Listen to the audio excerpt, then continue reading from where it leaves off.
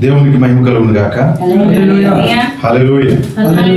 దేవుని వాక్యం చదువు పరిశుద్ధ గ్రంథం నుండి కీర్తన గ్రంథము 46వ అధ్యాయము 5వ వచనం మనం చదువు. దేవుడు ఆ పట్టణంలో ఉన్నాడు. దేవుడు ఆ పట్టణంలో ఉన్నాడు, దానికి చలనం లేదు. అరుణోదయమున దేవుడు దానికి సహాయము చేయుచున్నాడు. ఇదే మాటను మనము ఇంగ్లీష్ లో చదువుదాము. చదవండి sir. God is in the midst of here. God is in the midst of her. She shall not be moved. She shall not be moved. హల్లెలూయా. చూడండి, తెలుగులో ఏమని రాయబడిందంటే పట్టణం అని రాయబడింది, కానీ ఇంగ్లీష్లో ఏమని రాయబడింది చెప్పండి? షీ. ఎస్హెచ్ఈ షీ అని రాయబడినప్పుడు మరి ఎవరి గురించి మాట్లాడతారు? ఒక స్త్రీ. నిజమేనా? షీ అంటే హీ అనగా అతడు, స్త్రీ మరి షీ అనగా ఆమె. ఇది ఇక్కడ పట్టణము కాదు, అది అది ఎవరంటే ఆమె. హల్లెలూయా. హెర్ అని రాయబడింది. ఆమె లోపల ఆయన ఉన్నాడు. దేవునికి స్తోత్రం కలుగును గాక. మంచిది. దేవుడు చదవబడిన వాక్యం దేవుడు తన పరిశుద్ధాత్మ చేయను గాక. చిన్న ప్రార్థన మనం కలిగి ఉన్నాం. మహోన్నతుడైన మా తండ్రి, జీవం గల మా దేవుడు, జీవాధిపతి, నీకే స్తోత్రాలు. ఈ పాడేరు పట్టణాన్ని బట్టి నీకు వందనాలు చెల్లిస్తున్నాను. ఇక్కడ సిద్ధపడుతున్నటువంటి నీ వధువుని బట్టి నీకు వందనాలు చెల్లిస్తున్నాను ప్రభు. ఓ దేవ, చేరి వచ్చిన ప్రజలందరిని బట్టి నీకు వందనాలు తండ్రి. రాత్రి ఏర్పాటు చేయబడిన చిన్న కూడిక ద్వారా నువ్వు మాతో మాట్లాడి మహిమ పొందమని, కృపను చూపించమని, గొప్ప దేవుడిగా రుజువుపరుచుకోమని దేవా. కొద్దిసేపు నన్ను పక్కకు తప్పించి నీవే రంగం మీదకి వచ్చి మాట్లాడమని తండ్రి ప్రభు అయిన యేసుక్రీస్తు నామములో ప్రార్థించి అడుగుచున్నాము. ఆమేన్. ఆమేన్. చేరి వచ్చిన దేవుని ప్రజలందరికీ, పరిశుద్ధులందరికీ నా ప్రత్యేక వందనాలు తెలియజేస్తున్నాను.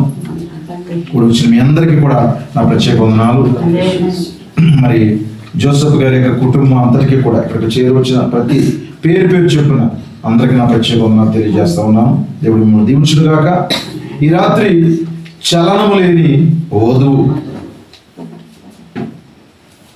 లేకపోతే చలనం లేని పట్టణం, చలనం లేని ఒక పట్టణం గురించి ఈ రాత్రి మీకు చెప్పాలని ఆశపడతా ఉన్నాను. చాలా పట్టణాలు ఉన్నాయి దేవుని ప్రకారం. బైబిల్లో ఒక పట్టణం గురించి లేకపోతే ఒక ప్రాంతం గురించి దేవుడు చెప్తా ఉన్నాడు. బెత్లెహేం. వర్తమానంలో ప్రవక్త కూడా చెప్తున్నాడు. అది చాలా పురాతనమైనటువంటి ప్రాంతం బెత్లెహేం అంటే. బెత్లెహేం అనగా అర్థం ఏమిటంటే రొట్టెలు గల ఇల్లు. రొట్టెలు గల ఇల్లు. అది రొట్టె ఎవరంటే ప్రభు అయిన యేసుక్రీస్తు. మరి దేవుణ్ణి కలిగి ఉన్నటువంటి ఒక ప్రాంతం అది. అయితే ఆ ప్రాంతము ఎవరు కనుగొన్నారంటే ఆ ప్రాంతాన్ని సల్మాను, అలాగే అతడు వివాహం ఆడినటువంటి రాహాబు, వాళ్ళిద్దరూ కూడా ఆ చిన్న గ్రామాన్ని కనుగొన్నారు. ప్రారంభంలో ఆ చిన్న ప్రాంతాన్ని కనుగొని ఆ ప్రాంతంలో వారు నివసిస్తూ ఉన్నారు దేవుని పిల్లలారా. ఆ రోజు నుంచి ఈ రోజు వరకు ఆ పట్టణాన్ని ధ్వంసం చేయడం ఎవరి వశం కాదండి. ఈరోజు లాస్ ఏంజల్స్, అమెరికా ప్రాంతంలో ఉన్నటువంటి కాలిఫోర్నియా రాష్ట్రంలో ఉన్నటువంటి లాస్ ఏంజల్స్ పట్టణం కాలిపోయింది. నిజమా కదా? కాలిపోయింది. బెత్లెహేం అలా కాలిపోదు, బెత్లెహేం అలాగా కదిలిపోదు.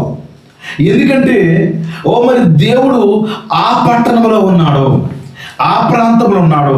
అది ఎందుకయ్యా నశించిపోలేదు ఈ రోజు వరకు అంటే ప్రవక్త ఒక వర్తమానంలో ఏం చెప్తాడంటే దానికంట వేరుందంట దేవుని ప్రకారం. దానికి ఏముంది చెప్పండి? వేరు, రూట్స్. హల్లెలూయా. ఆ వేరు ఎవరంటే ప్రభు అయిన యేసుక్రీస్తు. ఆయన ఎవరు? దావీదుకి వేరు, దావీదుకి చిగురై ఉన్న దేవుడు ఆయన. కానీ ఇప్పుడు దేవుడు ఉన్నటువంటి ఆ పట్టణము ఎన్ని రకాలుగా దానిపైన దాడి జరిగినా అది కదలదు, దానికి చలనం ఉండదు. ఇప్పుడు ఇక్కడ మనం చదువుకున్నాం, దేవుడు ఆ పట్టణంలో ఉన్నాడు. లాస్ ఏంజల్స్ పట్టణంలో దేవుడు లేడు. ప్రియమైన దేవుని పిల్లారా, అది ఎలాంటి ప్రాంతం అంటే మరి దేవుడు అనేక మాటలు వారిని చేర్చుకోవాలని ప్రయత్నం చేసిన, గొప్ప గొప్ప సేవకుల్ని వారి మధ్యలోకి పంపించిన, అసలు అది ఏం చేసిందంటే పట్టించుకోలేదు.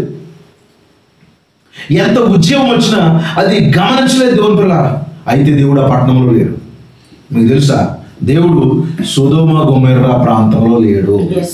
ఏమైంది సొదొమ గొమొర్రా? ఆ పట్టణంలో లేని కారణాన్ని బట్టి అది కాలిపోయింది, అగ్ని గంధకాలతో కాలిపోయింది. ఇంకా చెప్పండి, కొరాజేనా బేత్సెదా ఏమన్నాడు దాని గురించి? అయ్యో కొరాజేనా, అయ్యో బేత్సెదా. హల్లెలూయా. మీ మధ్యలో చేసినటువంటి అద్భుతాలు ఇంకా తూరు సీదును ఎక్కడైనా చేస్తుంటే, సొదొమ ప్రాంతాల్లో చేస్తుంటే వారు ఎప్పుడో మారుమనసు పొందుతున్నారు. కనుక కొన్ని పట్టణాల్లో దేవుడు లేడండి, కొన్ని సంఘాల్లో దేవుడు లేడండి. పట్టణం ఎవరు? పట్టణం అనగా ఆమె. God is in the midst of her, she shall not be moved. She shall not be moved. ఆ పట్టణం కాదు, పట్టణం అనట్లేదు అక్కడ. ఏమన్నాడు? ఆమె లో ఆయన ఉన్నాడు కనుక ఆమె కదిలిపోదు, కదిలింపబడదు. హల్లెలూయా. ఈ రాత్రి కదిలిపోయే ఎన్నో సందర్భాలు మనకు వస్తాయండి. మరి పాడైపోయే, నశించిపోయే ఎన్నో సందర్భాలు వస్తాయండి. దెయ్యం ఏం చేయాలనుకున్నాడు తెలుసా? మన కుటుంబాన్ని డిస్ట్రాయిడ్ చేయాలనుకున్నాడు, పగలగొట్టాలనుకున్నాడు. మన మధ్యలో ఒక గందరగోళం తీసుకొస్తూ ఉంటాడు, ఒక బబులను తీసుకొస్తూ ఉంటాడు. నేను చెప్పేది నీకు అర్థం అవనివాడు, నువ్వు చెప్పేది నాకు అర్థం అవనివాడు, కుటుంబాల్లో కలహాలు తీసుకొస్తూ ఉంటాడు. ఇదంతా విడగొట్టి చెడగొట్టాలని చేస్తున్న ప్రయత్నం ఎవరిదంటే దెయ్యంది. అయితే ఒక మాట చెప్పనుంది, దేవుడు కనుక ఆ పట్టణంలో ఉంటే చెప్పండి అది కదిలిపోదు. దేవుడు కనుక ఆ పట్టణంలో ఉంటే అది కాలిపోదు. దేవుడు కనుక ఆ పట్టణంలో ఉంటే ఆ యొక్క వ్యక్తిలో ఉంటే అది చలనం కలిగి ఉంటుంది. దేవుని పిల్లలు, చలనం లేదంటే అర్థం ఏంటి? దానికి లెక్కే లేదు. దేవుడు కనుక ఆ వ్యక్తికి తోడుకున్నాడు అనుకోండి, పరిస్థితులు ఏమైనా లెక్క చేయడండి. ఎంతమందికి అర్థమైంది? దేవుడే కనుక మన హృదయంలో ఉంటే చెప్పండి, వాడు ఎంత అన్యాయంగా మన మీద మాట్లాడినా మనకు కదలిక ఉండదు, మనకి చలనం ఉండదు. కొన్నిసార్లు మనకి చలనం ఎలా ఉండదో తెలుసండి? దేన్ని బట్టి చలనం ఉండదో తెలుసండి? వాక్యం అంటే చలనం ఉండదు, ప్రార్థన అంటే చలనం ఉండదు. మీకు అర్థమైందండి? ఉపవాసం అంటే చలనం ఉండదు. ఏంటి చెప్తున్నాను ఇక్కడ నేను? ఎప్పుడు మనకు కదలిక ఉండదంటే, కోటం జరుగుతుంది అనుకోండి, జరగనే జరిగితే ఇప్పుడు ఏంటంట చలనం లేదు. అలా చెప్పట్లేదు వాక్యం. నీ కొన్నిసార్లు దేనికి చలనం ఉండట్లేదంటే అసలు నిన్ను దేవుడు విడిచిపెట్టేశాడు అన్న భయం లేదు. ఎందుకంటే చలనం లేదు నీకు. అయ్య బాబు దేవుడు నాతో ఉండడేమో. కొన్నిసార్లు ఎంత ధైర్యం వచ్చేస్తుందంటే, ప్రార్థనకి వెళ్ళకపోతే దేవుడు ఉండడా? చాలా క్వశ్చన్స్ నీకు ఉండొచ్చు. అయితే నీ యొక్క మరి సొంత జ్ఞానంతో ఆలోచన చేస్తే దేవుణ్ణి కూడా క్వశ్చన్ చేయగలవు నువ్వు.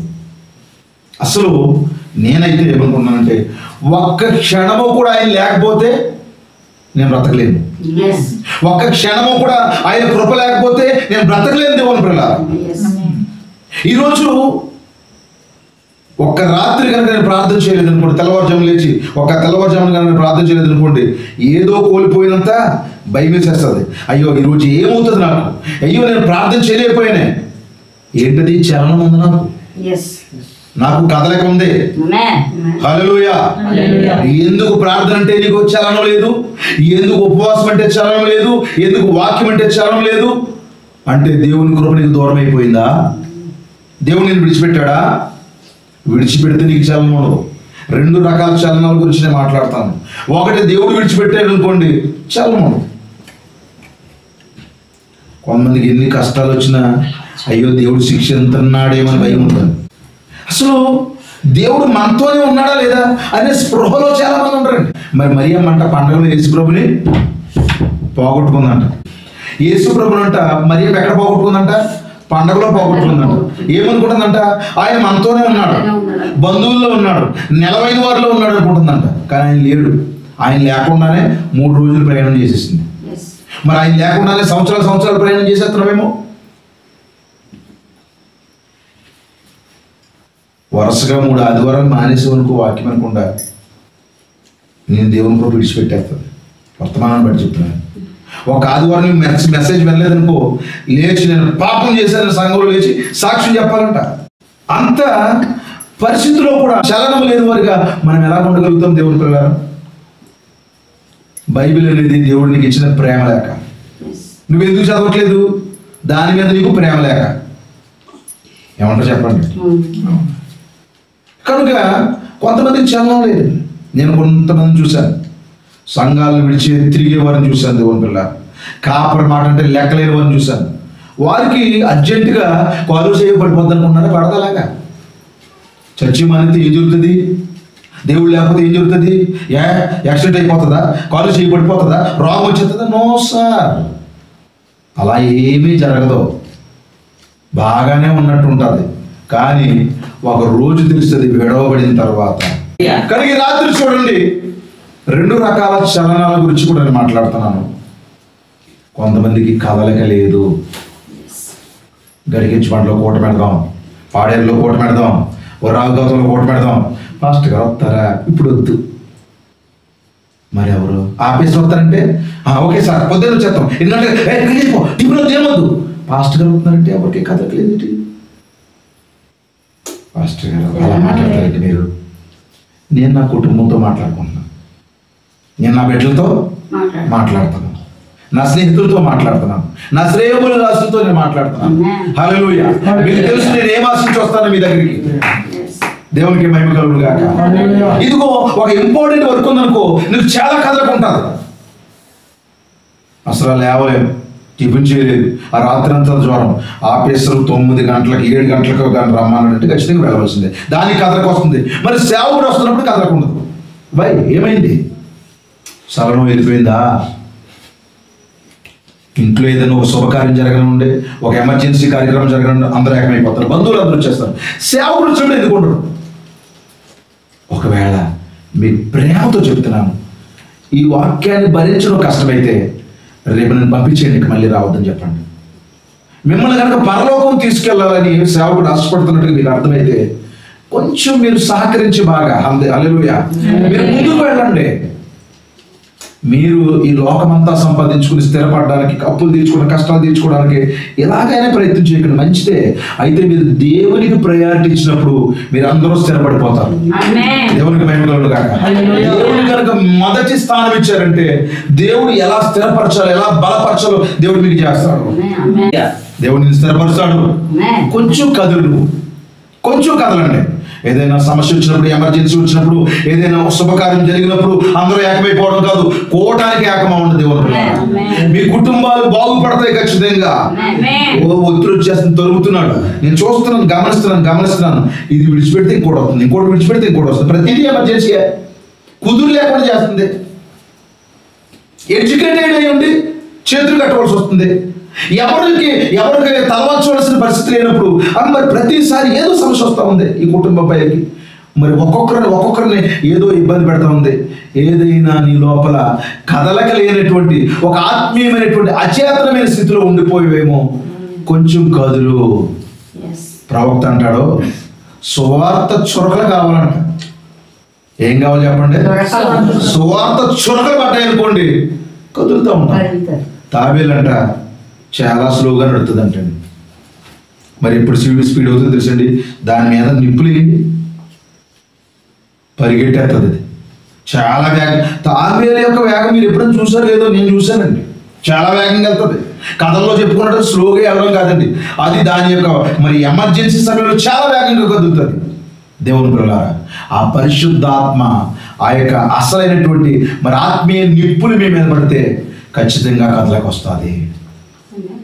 దేవునికి మహిమ. అందరూ ఒకే మాట మీద, ఒకే వర్తమానంలో నమ్మకంగా వెళ్ళండి. మిమ్మల్ని దేవుడు విడిచిపెట్టడు. అమ్మ, ఈరోజు మనం ఖచ్చితంగా కూటాన్ని కలిగి ఉన్నాం. అమ్మాయికి పిలిచాలి. ఎస్ నాన్న, మనందరం ఒక వాక్యాన్ని, సేవకుడు పిలిపించుకుని వాక్యం చెప్పించుకుందాం. ఇప్పుడు ఒక సహోదరుడు చెప్పాడు అనుకోండి, దానికి మిగతా వాళ్ళు ఎక్కిపించాలి. ఒక సహోదరు చెప్పింది అనుకోండి, మిగతా వాళ్ళు ఎక్కిపించాలి. ఎగిరించాలంటారా? వెళ్ళకపోతే ఏమని అనుకుంటారేమో, రాకపోతే బాగోదేమో, తప్పదు, నాకేం అర్థమవుతుంది, కూర్చున్నానంతే. అది కాదండి. ఒక్క మొక్కైనా చాలు నీ జీవితాన్ని మార్చడానికి. హల్లెలూయా. ఈ రాత్రి దేవుని పిల్లారా, కదలండి, కదలక కలిగి ఉండండి, చలనము కలిగి ఉండండి. అయితే మరొక కోణాన్ని చెప్తున్నాను చూడండి. ఇప్పుడు ఏంటంటే నీ మీదకి దెయ్యం ఒత్తిడి తీసుకొస్తూ ఉంటాడు. ఆర్థిక భారాన్ని, కుటుంబ సమస్యల్ని, మరి ఇక్కడ ఉన్నటువంటి రకరకాల ఒత్తిడిని తీసుకొస్తా ఉన్నాడు. ఏ నేరం చేయనటువంటి ఈ వ్యక్తి మీదకి ఎందుకు వస్తుంది ఒత్తిడి? ఏ ఫ్రాడ్ చేయనటువంటి ఈ వ్యక్తి మీదకి ఎందుకు ఒత్తిడి వస్తుంది? ఎవరిని అన్యాయంగా ఎవరి జోలికి వెళ్ళాలని మీ మీదకి ఎందుకు ఒత్తిడి వస్తుంది? దెయ్యం ఏం చేస్తుందో తెలుసా? మిమ్మల్ని నశింపజేయాలని, పగలగొట్టాలని, ఇబ్బంది పెట్టాలని వాడు ప్రయత్నం చేస్తాడు. అయితే దేవుడే కనుక నీ లోపల ఉంటే ఎంత ఒత్తిడి వచ్చినా పర్వాలేదు, నీకే కదలక ఉండదు. నువ్వు కదలవలసిన అవసరం లేదు. నువ్వు కదలవలసి వస్తే దేవుని విషయంలో కదులు. నువ్వు స్పందించవలసి వస్తే దేవునికి స్పందన తెలియజేయి. నువ్వు చలనం కలిగి ఉండాలంటే దేవుని విషయంలో చలనం కలిగి ఉండు. దెయ్యం ఎంత ఒత్తిడి తీసుకొచ్చినా నువ్వు కదలవలసిన పని లేదు. బెస్ట్ ఎగ్జాంపుల్ గురించి చెప్తాను మీకు. బైబిల్లో పాత నిబంధనలో అసలు కదలకలేని, ఎంత ఒత్తిడి వచ్చినా కదలకలేని కొంతమంది గురించి చెప్పచ్చా మీకు? దానియేలు పాపం చేశాడా? లేదే, ప్రార్థన చేశాడు. మనం ప్రార్థన చేయకూడదు. దానియేలు పాపం చేయలేదు, ప్రార్థన చేశాడు. ప్రార్థన చేసినందుకు దేవుడు ఎంత గొప్ప బహుమానం ఇవ్వాలి చెప్పండి? ప్రార్థన చేసినందుకు బహుమానం ఇవ్వాలా? ఏమి ఇవ్వాలి? మనం ఎక్స్పెక్ట్ చేస్తున్నాం ప్రార్థన చేసి, ప్రభువా ఉదయానికి అంతా మారిపోవాలి ప్రభువా, రేపటికి అంతా మారిపోవాలి ప్రభువా, ఈ సంవత్సరం నాకు బాగోవాలి ప్రభు అని ప్రార్థన చేస్తే మొత్తం అంతా కష్టాలు అనేది తట్టం తీసుకొచ్చి నెత్తి మీద పెట్టాడు. తట్ట అంటే తెలుసండి? తట్టో బొట్టో మీ ఏరియాలో ఏమంటారు? కష్టాలు తట్ట. మొయ్యలేకపోతున్నాం, బలహీనమైపోయి పడిపోయేలేకున్నాం. ఏంటిది ఇంత కష్టపడుతున్నా? ఏంటిది బాధ వచ్చేస్తుంది? ప్రార్థన చేస్తే అద్భుతాలు జరగడం మానేసి కష్టాలు వచ్చేస్తున్నాయి ఏంటండి? అప్పుడు అనుమానం వచ్చేస్తుంది, ఏంటంటో దేవుని నమ్ముకుండా ఏదైనా ప్రాబ్లం ఉందంటో దేవుళ్ళు. లేదు. ఇప్పుడు సంతోషంగా దేవుని పిల్లారా గొర్రెల మందలోకి వెళ్తున్నాడండి. ప్రార్థన చేసినందుకు బహుమతి ఏంటో తెలిసింది అతనికి? సింహాల బోను. మనం అనుకుంటాం నాకే వచ్చేసి కష్టాలు ఏగలేకపోతాను అనుకుంటాం. లేదు. పాత నిబంధనలో దానియేలు అనబడే ఆ భక్తుడికి సింహాల బోను అనబడే ఒక బహుమతి వచ్చింది. అయినప్పుడు కూడా మరి గొర్రెల మందలోకి వెళ్తున్నట్టు, సాధు జంతువుల మధ్యలోకి వెళ్తున్నట్టు సంతోషంగా వెళ్తున్నాడు. దానియేలు చిన్నగా కూడా నీకు బాధ లేదా? కనీసం మరి చలనం లేదా? ఐ డోంట్ కేర్, నేను బాధపడవలసిన పని లేదు. బాధపడపోవడానికే ఏమనుకో. ఈ మధ్యకాలంలో ఒక వీడియో, అది ఫేకో లేదో నాకు తెలియదు కానీ, మరి ఇంట్లోకి గొర్రెల దగ్గరికి ఒక సింహం వచ్చేస్తుంటే ఒక ఆవిడ గిన్నె తీసుకొచ్చి దాన్ని ఎత్తుకుని కూడా. ఇప్పుడు ఆ సింహం మనసు ఏముంటుందంటే, నేను ఒక్కను అనుకున్నావు ఏంటి అంటది. కానీ ఇప్పుడు ఏదో ఒక సాధు జంతువు దగ్గరికి, పెంపుడు జంతువు దగ్గరికి వెళ్తున్నట్టు దాన్ని హ్యాపీగా మళ్ళీ అదే ప్రార్థన అండి, హల్లెలూయా, అదే బైబిల్ పట్టుకుని వెళ్ళిపోతున్నాడు. ఏవమ్మా పాస్టర్ గారు వచ్చేసరికి కూట పెట్టేస్తున్నావు, ఏం మేలు జరిగిపోయింది ఏంటి? ఈరోజు కృతజ్ఞత, నేను మా ఇంట్లో ఫైర్ యాక్సిడెంట్ జరిగినందుకు దేవునికి స్తోత్రం కలుగుగా. పిచ్చోళ్ళు ఏంట్రా బాబు, మీకు కష్టాలు వచ్చినా దేవుని విడిచిపెట్టవా? ఇక ఏంటిది, సింహాల బోన్లోకి సంతోషంగా వెళ్తావా? సింహాల బోనైనాలో సంతోషముగా వెళ్ళిరి. హల్లెలూయా. సింహాల బోనైనా సంతోషంగా వెళ్ళారంట. వాడి యాక్సిడెంటా లేకపోతే అది ఫైర్ యాక్సిడెంటా, మరణమా, మరి జైలా, లేదా ఇంకోట ఐ డోంట్ కేర్. దైవా చిన్నగా కూడా కదలనేమో. ఎందుకో తెలుసా?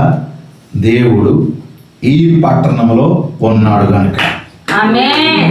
ఉంటే మీరు సంతోషంగా ఉండండి.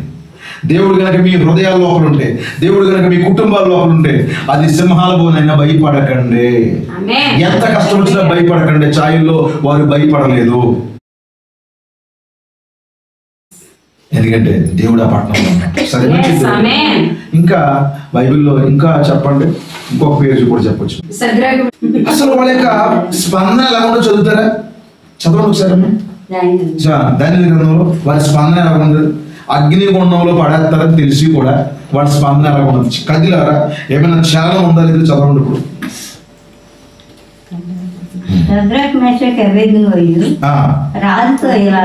ఇప్పుడు రాజుతో ఇలా చెప్పారండి. ఏమన్నా చెప్పండి సార్.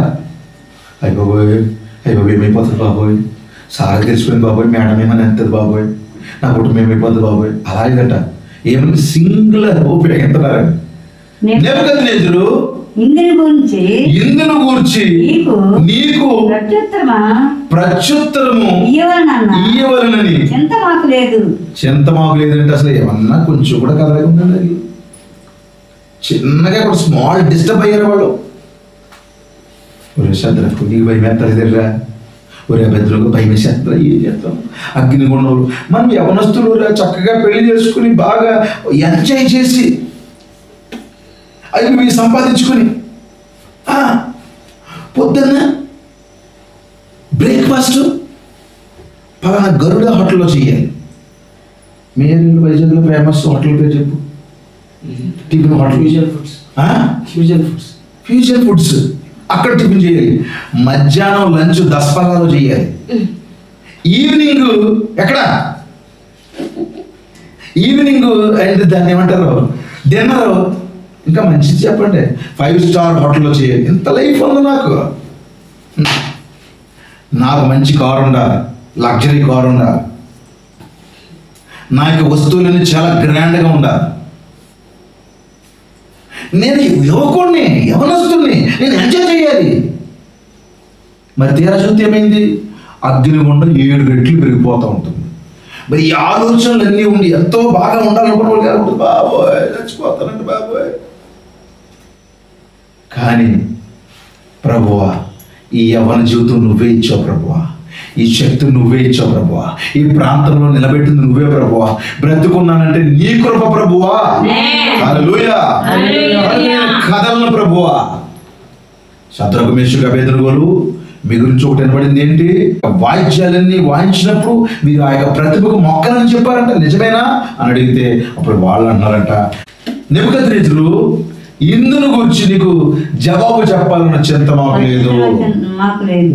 మేమెవరినైతే సేవిస్తున్నామో ఆ దేవుడు మండుచున్న వేడిమి గల ఈ అగ్నిగుండంలో నుండి మమ్మల్ని తప్పించి రక్షించుటకు సమర్థుడు.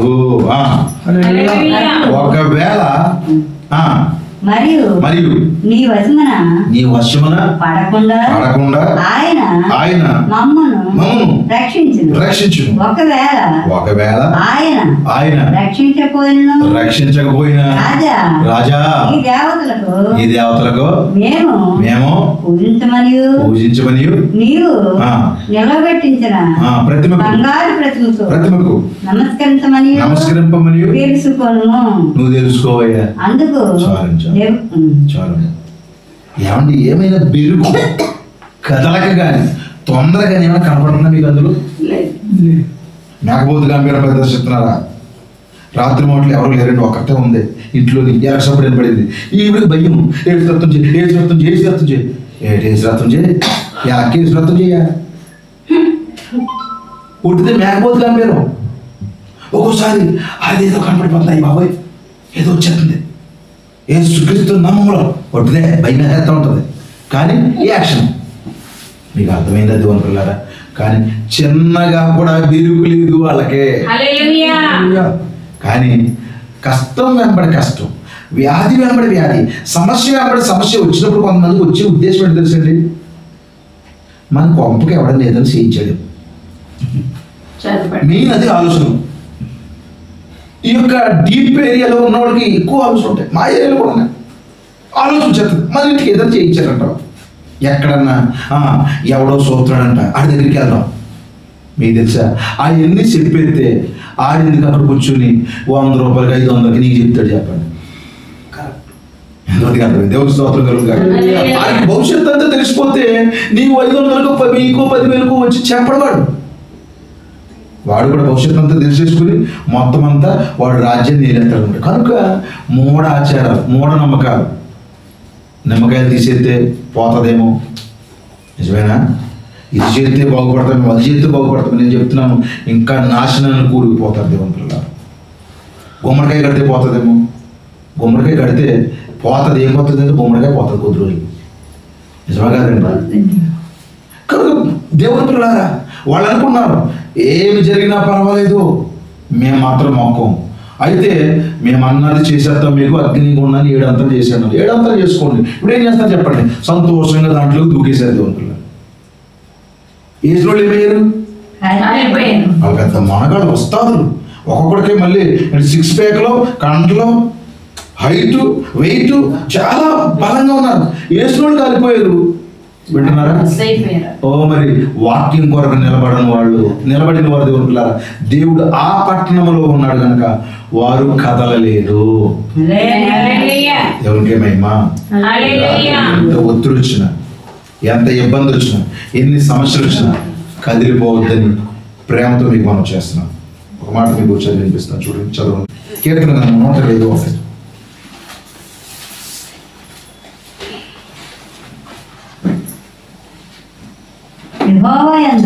యెహోవా యందు నమ్మికించువారు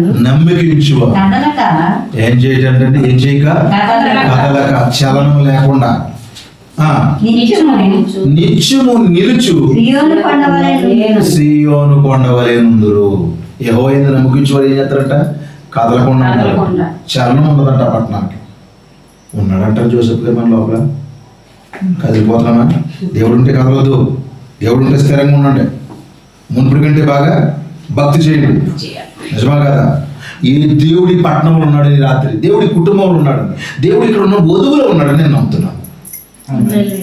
ఎందుకంటే ఒకసారి కుటుంబం అంతా కలిపేయచ్చు, ఇతరులో ఉండొచ్చు, ఆయనలో ఉండకపోవచ్చు. ఎందుకంటే ఇది దేవుడి పట్టణం అనుకోండి. లేకపోతే ఇక్కడ ఉన్న వారందరూ దేవుడి పట్టణం అంటే అందరిలో ఉంటాడు. కానీ ఇంతమందిలో ఒకడే దేవుని పట్టణం అనుకుంటే ఒక్కరిలో ఉంటాడు. నువ్వు దేవుని పట్టణమా కాదా? నువ్వు దేవుని వధువా కాదా? నువ్వు దేవుని కుమారుడువా కాదా? ఈ రాత్రి గుర్తించు. ఒకవేళ ఆయన నీ లోపల ఉంటే కదలవో. ఎందుకో తెలుసా? ఆయన ఖచ్చితంగా రంగం మీదకి వస్తాడు. ఏదో సమయంలో నా పక్షంగా దేవుడు నిలబడి విజయం ఇస్తాడు. ఒకవేళ ఈ భూమి మీద కష్టాలు పడినా నిత్యత్వంలో గొప్ప స్థానంలో నిలబడతాడు. ఒక ధైర్యం ఉంటుంది దేవుని పిల్లలకి. ఈ రోజు వరకు నన్ను చాలా మంది అడుగుతారు, ఏంటయ్యా నీ ధైర్యం? ఎందుకు అలా ఒంటరిగా నిలబడ్డావు? నాకు ఎవరి సపోర్టు లేదండి. ఒంటరిగా ఉన్నాను నేను. సాహసాలు చేస్తాను సేవలో, సాహసంతో కూడిన సేవలు. అయినప్పుడు కూడా నేను భయపడను. ఎందుకంటే దేవుడు నాకు తోడు ఉన్నాడని. నేను ఎంత యథార్థం ఉండాలి అంత యథార్థం ఉండాలి. ప్రవక్త ఏం చెప్తారు తెలుసండి? Be more sincere, be more sincere అని చెప్పాడు. అప్పుడంట క్యాన్సర్ కూడా నిలబడదంట, అక్కడ వ్యాధి కూడా నిలబడదంట. కష్టం తలుపు కొడుతుంది కానీ ఒక తొన్నుదంతో విశ్వాసంతో అది పారిపోతుంది. ఈ రాత్రి మీలో కొంచెం ధైర్యం నింపాలని ఆశపడతా ఉన్నాను. చాలా యథార్థవంతులు, మంచి దేవుని కుమారులు, మంచి దేవుని కుమార్తెలు. అయితే ఈ ధైర్యం ఏం చేస్తుందంటే ఒత్తిడి తీసుకొచ్చేస్తుందండి. ఆర్థిక రూపంలో, వ్యాధుల రూపంలో, సమస్యల రూపంలో, మరి రకరకాల పరిస్థితుల్లో ఒత్తిడి తీసుకొస్తా ఉంది. అయితే ఈ రాత్రి నువ్వే మాత్రం చలనం వద్దు. నువ్వు చలనం కలిగి ఉండాలంటే దేవునికే. దెయ్యం చేసిన ఏ ప్రయత్నానికి చలనము నువ్వు చూపించాల్సిన అవసరం లేదు. ఈ రాత్రి ఎన్నో విషయాలు ఉన్నాయి, కొన్ని మాటలు మాత్రమే. యెహోవా యందు నమ్మకించేవారు కదలక నిత్యము సీయోను కొండవలెనుందురు. చాలండి. ఇక్కడ మరొక మాట, 112వ కీర్తన 5వ వచనం, 6వ వచనం, 5వ వచనం, 112, 5, 6. దయాళులు అప్పించేవారును భాగ్యవంతులు. అవును. న్యాయమర్శంలో వారి వాద్యం గెలుచును, వారి వ్యాజ్యం గెలుచును. అట్టివారు ఎప్పుడును కదిలింపబడరు. దయాళులు, దేవుని నీతిమంతులు. వింటున్నారండి? వధువు పట్టణం అంటే ఎవరు? హెరర్, ఆమె. పట్టణం అంటే ఒక పట్టణం కాదండి. కనుక చూడండి, దేవుడు సొదొమలో లేడు, కానీ ఎక్కడున్నాడు? పాలు తేనెలు ప్రవహించే దేశంలో, వాగ్దాన కానాన్లో ఉన్నాడు దేవుడు. అందుకే ఆ పట్టణం ఈ రోజు వరకు యెరూషలేమునండి ఎంతమంది డిస్ట్రాయ్ చేయాలనుకున్నాడు, కానీ కాలింది, అది పాడైపోయిందా? చూడండి, మతోన్మాదులైనటువంటి ఆ టెర్రరిస్ట్ గ్రూపులు అండి ఈ రోజు వరకు యెరూషలేముని ఉండకూడదని ప్రయత్నం చేస్తున్నారు. ప్రపంచ పాపులేషన్లో ఇజ్రాయెల్ దేశం ఎంత ఉంటుందో తెలుసా? 2% కంటే తక్కువ ఉంటుంది. వరల్డ్ పాపులేషన్లో 2% కంటే తక్కువ ఉన్నటువంటి చిన్న ఇజ్రాయెల్ దేశము ప్రపంచాన్ని సవాలు చేసే స్థితికి ఎందుకు వచ్చింది? ఎందుకు ఆ పట్టణం నిలబడుతుంది? యెరూషలేము అని పడే ఆ పట్టణం. ఆ దేవుడు ఆ పట్టణంలో ఉన్నాడు. వేరుందా? లక్షల కొద్ది సైన్యం ఉన్నవాడు, కోట్ల కొద్ది సైన్యం ఉన్నవారు, కనీసం 1,00,000 కోటి మంది కూడా 90 లక్షలు మాత్రమే ఉండి, కోటి మంది కూడా ఇంకా లేని ప్రజలు చిన్న దేశానికి భయపడుతున్నారంటే, ప్రపంచ పట్టం మీద ఇస్రాయేల్ దేశం చిన్న డాట్ లాంటిది. వరల్డ్ పాపులేషన్ ఎంత ఉన్నారండి? వాళ్ళు 2% కంటే తక్కువ ఉన్నారు. 1.8 ఉన్నారు. 1.8 ప్రపంచ జనాభాలో 1.8 ఉన్నటువంటి ఈ ప్రజలు ప్రపంచాన్ని శాసించే స్థాయికి ఎలాగించారయ్యా? దేవుడు ఆ పట్టణంలో ఉన్నాడు. వచ్చిన ప్రతి టెర్రరిస్ట్ గ్రూపులు చూసారా? హమాస్, హౌతీ, హిజ్బుల్లా, చాలా ఉన్నాయి పేర్లు. అయితే హమాస్, హిజ్బుల్లా, హౌతీ అనేవి చాలా ప్రమాదకరమైనవి. ఇవి ఏం చేస్తున్నాయి? వీళ్ళకి ఎవరు సపోర్ట్ చేస్తారు? రష్యా సపోర్ట్ చేస్తారు. వీళ్ళ అమాయకులు. మేము అంటే అమాయకులు అంటే పేదోళ్ళు. వీళ్ళని మరి పావుగా వాడుకుని రష్యా మరి సూపర్ పవర్ కంట్రీగా మరి అవ్వాలనుకుంటుంది.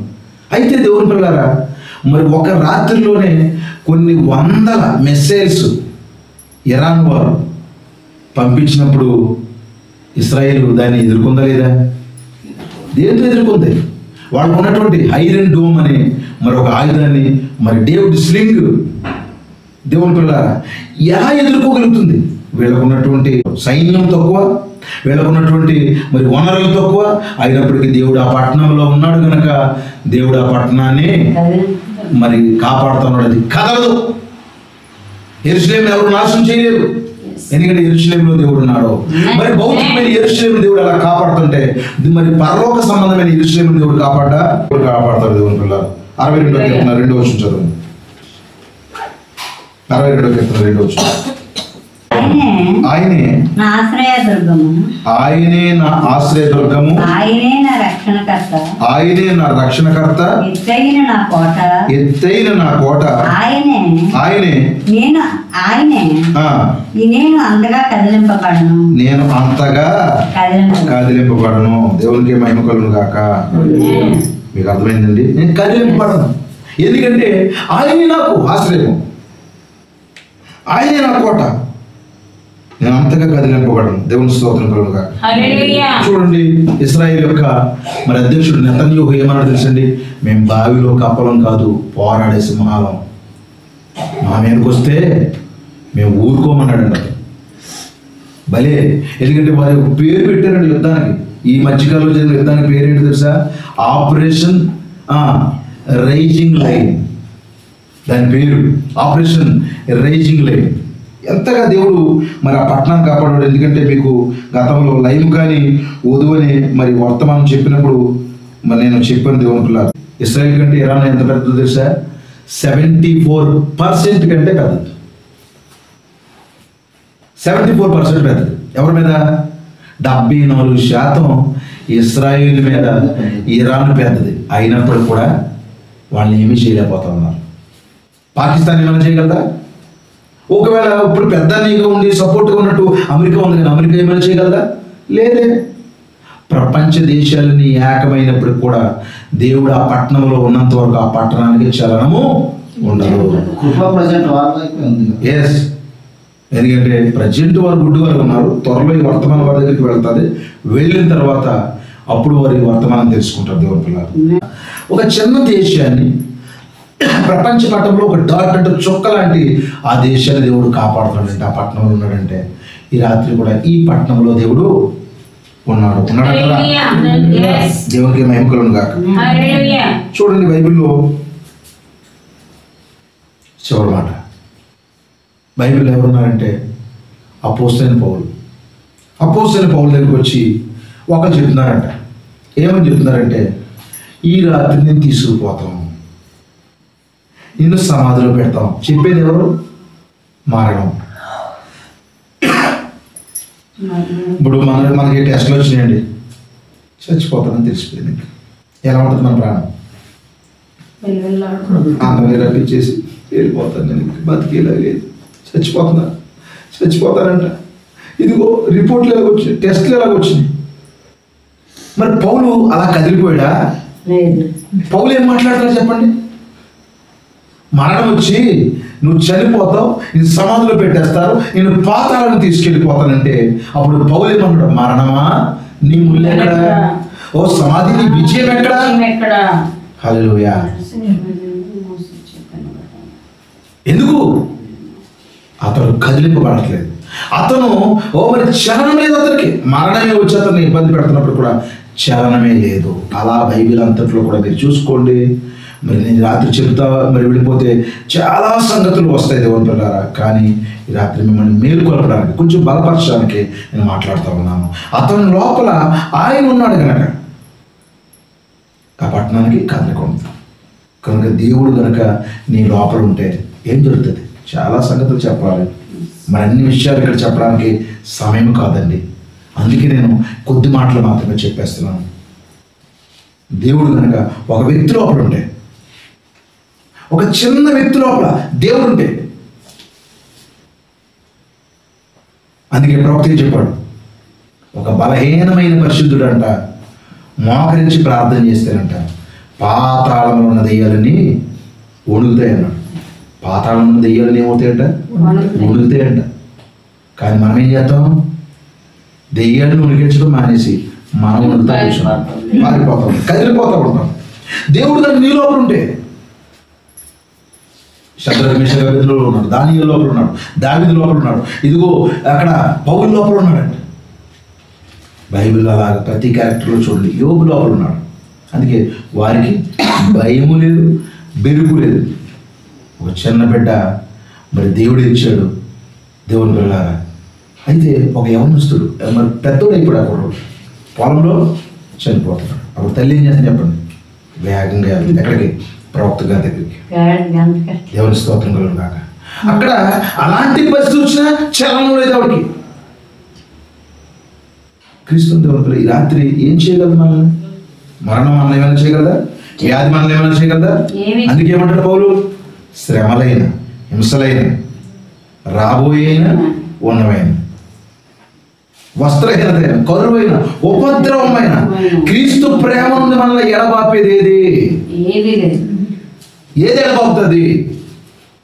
కొంచెం శ్రమ రాగానే దేవుడు నాతో ఉన్నాడా లేదా? అయ్యి బాబోయ్ అనుకో. ఎలాగనుకో తెలుసా? నేను పొరపాటు చేస్తున్నాను ప్రభు, నా పొరపాట్లు సజ్జి అని ప్రార్థన చేయకపోతే నువ్వు ఉన్నావు అసలు, నువ్వు ఉంటే ఎందుకు నాకు కష్టం రావాలి? అలాంటి ప్రశ్నలు వేయొద్దు ఎవరు కూడా. ఎందుకంటే దేవుడు ఈ పట్టణంలో ఉన్నాడు కనుక చలనం లేదు ఆ పట్టణానికి. ఆ పట్టణం ఎవరంటే, చలనం లేని పట్టణం ఎవరంటే వధువై ఉన్నది. మిన్ను విరిగి మీద పడుతున్న వధువు ఏమాత్రం కూడా తొందర పడనే పడదు దేవుని పిల్లలు. బైబిల్లో మీరు ఎక్కడ చూడండి, ఏ సందర్భంలో చూడండి, మరి వారు కదిలింపబడాలంతే.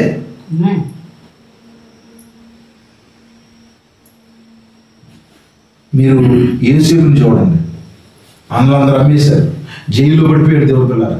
జైల్లో యేసేపు ఏమయ్యాడు చెప్పండి? జోసెఫ్ గారు. జోసెఫ్ జైల్లోకి వెళ్ళాడు. అప్పుడు వెళ్ళాడు. మరి ఏం చేశాడు? గోతులో పడ్డాడు. ఫస్ట్ గోతులు పడితే ఏం చేశాడు? చిన్న చిన్న దెబ్బలు తగిలినప్పుడు ఏం చేయాలి చెప్పండి? తిరిగిపోవాలంటే దేవుడు వైపుకి. మనకి ఇంకెవరున్నారు చెప్పండి? ఆయనే. కనుక ఆ బైబిల్లో ఉన్న జోసెఫ్ గోతులో పడ్డాడు, అమ్మ పడ్డాడు, అయినప్పుడు కూడా ఎక్కడ కదలలేదు. అతను కూర్చుని బెంబేలు ఎత్తిపోయి బాధపడతా, అమ్మా నానోయ్ బాబోయ్ అని ఎడప ఎక్కడ చూసారా? లేదు. అన్నయ్య, తమ్ముడా, నాన్న ఎక్కడ ఉన్నారు బాబోయ్? అందరూ వచ్చేది బాబోయ్. యారా ఎందుకు ఎడుతున్నావు? అదే డబ్బులు లేవు, నన్ను ఎవరు పట్టించుకోవట్లేదు, నాకు ఏమీ లేదు, నేను ఇలాగ ఒంటరిని అయిపోయాను, నాకు ఇలాగైపోయింది నా బతుకు అని ఏమంటే వాడిని ఇలా కొట్టేసుకుంటాం. ఈ తలేమో మరి ఏంటిది తలుపు కేసు కొట్టేసుకుంటాం. ఆ సమయంలో పిల్లలు ఉంటే పిల్లలు కొట్టాడు, భార్య ఉంటే భార్యను కొట్టాడు, భర్త ఉంటే భర్తను కొట్టాడు. అలా ఉన్నాడు వేసి అక్కడ పిచ్చెక్కిపోయినట్టు తిరుగుతున్నాడా? ఆ వీధిలోని ఎలా బాగున్నాం, ఏం చేస్తాం? బాగాలేదు పరిస్థితి. Bad time. బ్యాడ్ టైం అంటే ఏంటి? జేబులో రూపాయలు లేకపోతే బ్యాడ్ టైం అంట. ఒక 20 రూపాయలు జేబులు ఉంటే గుడ్ టైం. అది బండి మీద స్పీడ్గా వెళ్ళిపోయి, అసలు స్పీడ్గా వెళ్ళిపోతాం, బ్రేక్ వేసేస్తాం చక్కగా, ఓ సంతోషం. చికెన్ కూర వండుతున్నప్పుడు, మటన్ కూర వండుకుంటున్నప్పుడు, మనకు నచ్చిన భోజనాలు జరుగుతున్నప్పుడు పాటలు, ఆనందకరమైన పాటలు, లేకపోతే దుఃఖకరమైన సాడ్ మ్యూజిక్ మన హృదయం నుంచి వచ్చేస్తూ ఉంటుంది. ఎలా ఉన్నావేటి? చాలా బాధల్లో, చాలా ఇబ్బందుల్లో. ఎందుకు కదిలిపోతాం మనం అసలు? ఎందుకు కదిలిపోవాలంటాను నేను? ఏసేపు కదలట్లేదండి, ఎక్కడా కూర్చుని ధ్యానంగా మొదలుపెట్టి ఏడుతూలేదండి. నాకు తెలుసు నా యొక్క దర్శనం ఏమిటో. మీకు తెలుసు ఏసేపుకి వచ్చిన దర్శనము అది దర్శనం మాత్రమే అనుకున్నారా? ఏసేపుకి వచ్చిన కళలు మాత్రమే అనుకున్నారా? కళ మాత్రమే కాదు, అది అతని జీవితంలో జరగబోయే ప్రవచనము అంటున్నారు దేవుని పిల్లలు. అది అతని ప్రవచనమే ఉంది. దేవుడు అతన్ని హెచ్చిస్తానని చెప్పాడు, వాగ్దానం చేశాడు. ఆ వాగ్దానం చేసిన దేవుడు నమ్మదగిన దేవుడు కనుక అతను కూర్చుని బెంగ పెట్టుకోవట్లేదు. ఆ పొజిషన్లోకి వచ్చేంత వరకు కూడా అతను స్థిరంగానే ఉన్నాడు, కదిలిపోకుండా ఉన్నాడు. స్టెప్ బై స్టెప్ సమస్యలు వచ్చాయి, కానీ అవన్నీ తీసుకెళ్ళి ఏమైంది చెప్పండి? సింహాసనం మీద కూర్చోబెట్టి. అవునా కదా? ఈ రాత్రి దేవుడు నిన్ను కూడా సింహాసనం మీద కూర్చోబెట్టాడు. నీ కుటుంబాన్ని దేవుడు కూర్చోబెడతాడు, సోదరుడు కూర్చోబెడతాడు, సహోదరుడు దేవుడిని కూర్చోబెడతారు సింహాసనం. నమ్మండి ఈ రాత్రి. మీరు కదిలిపోకుండా దేనికి కూడా మీరు చలనం కలిగి ఉండకండి. ఒకటే స్పందన దేనికో తెలుసా? వాక్యానికి మాత్రమే స్పందన ఉండాలి. దేవుడు పిల్లలు, ప్రభు యేసుక్రీస్తు కదిలిపోయాడా?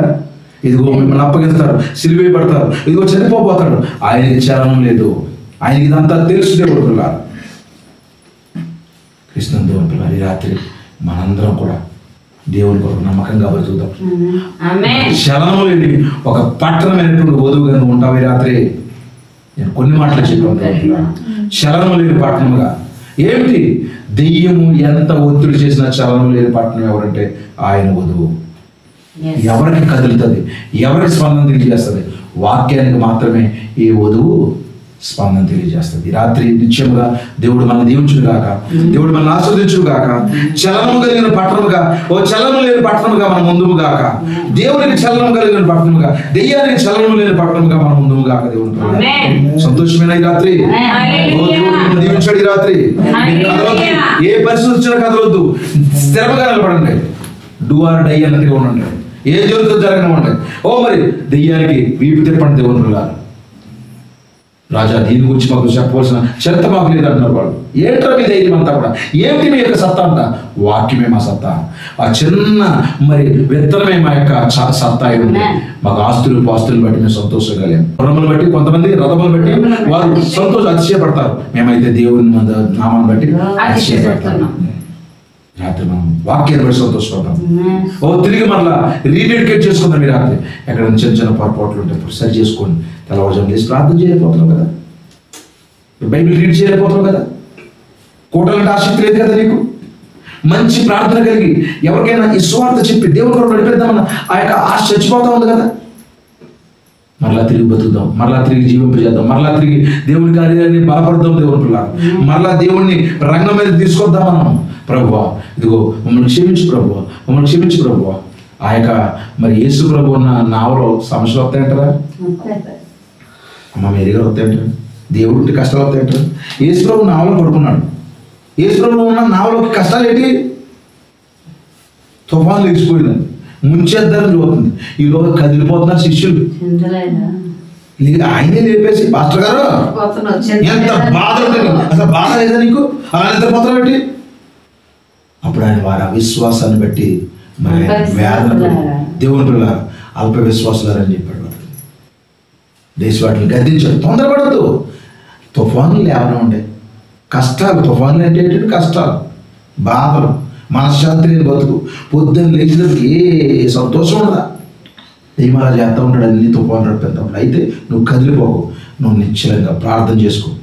అలా స్టెబిలిటీగా ఉండు. నా మీద కొన్ని ఒత్తిళ్ళు వస్తూ ఉంటాయండి, అలాగే స్టెబిలిటీగా ఉంటాను. దేవుడు సహాయం చేస్తూ ఉన్నాడు. రాత్రి మిమ్మల్ని కూడా దేవుడు దీవించిపోతా ఉన్నాడు, ఆశీర్వదిస్తున్నాడు. దేవుడు నిశ్చయంగా ఈ యొక్క దినం నుంచి దేవుడు మిమ్మల్ని ఆశీర్వదించుగాక, మీ కుటుంబాన్ని దీవించుగాక.